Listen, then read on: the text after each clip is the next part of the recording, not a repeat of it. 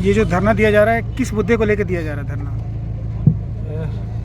ये धरना इसका मुख्य कारण ये है कि दिन प्रतिदिन टाटा मोटर्स के प्रबंधन के कुछ अधिकारी जो भ्रष्ट अधिकारी है, और यहाँ पे जो यूनियन के जो मनमानी तरीके से यूनियन बनाया गया है आर के सिंह का, उन लोगों के द्वारा लगातार काला कानून ला के मजदूरों का शोषण करने का काम किया जा रहा है। पहले उन्होंने जो जियो ग्रेड लाया, जिससे क्या हुआ कि एक जो स्थानीय जो होता था 50,000 55,000 पेमेंट में, मान लीजिए उसको 25,000 30,000 में कर दिया गया।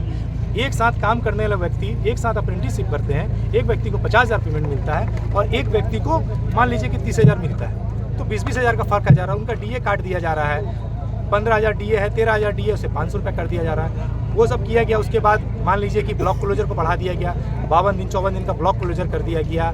इंश्योरेंस की राशि को जो 400 रुपये थी उसको 800 रुपये कर दिया गया।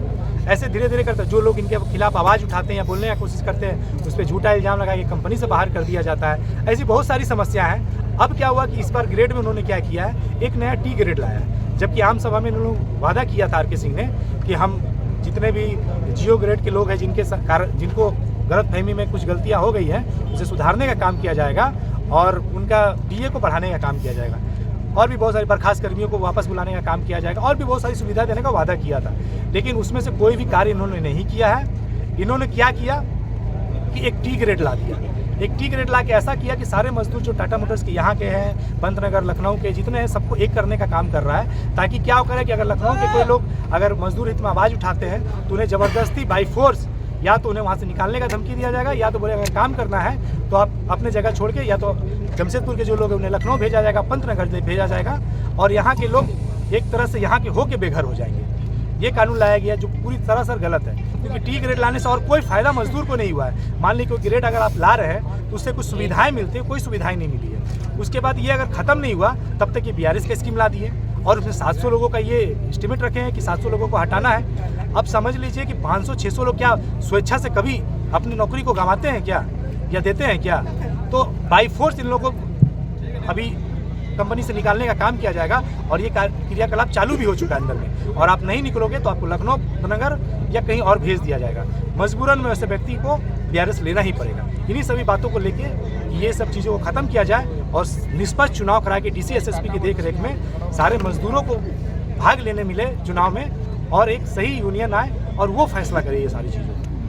अभी तक आपकी तरफ प्रबंधन की तरफ से आपको क्या कुछ आश्वासन मिला है? अभी तो 3 घंटे से मैं बैठा था, तो अभी जस्ट एक प्रबंधन के लोग आए थे, खुद को एडमिनिस्ट्रेशन का हेड बता रहे थे। मैं तो जानता नहीं हूँ, चूँकि शायद नहीं हो, लेकिन उनका कहना था कि आप लिख के दो।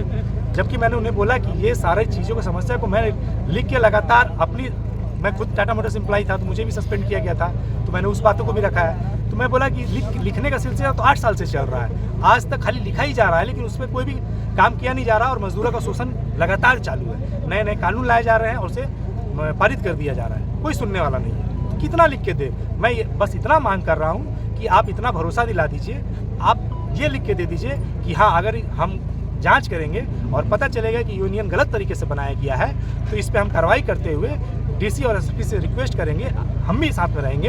आप भी रिक्वेस्ट करिए कि इस चुनाव को आप DC SSP की देख रेख में चुनाव करा दें, और जो भी यूनियन के लोग चुन के आते हैं उनके द्वारा जो भी फैसला किया जाएगा वो सर्वोपरि। आज अगर इस धरने पे कोई निष्कर्ष नहीं निकलता है तो उसका बाद अगला कदम आपका क्या होगा? अगला बार और मजबूती से मैं तैयारी करूंगा, और उसके बाद चारों गेट में ताला बंद करने का काम करूंगा।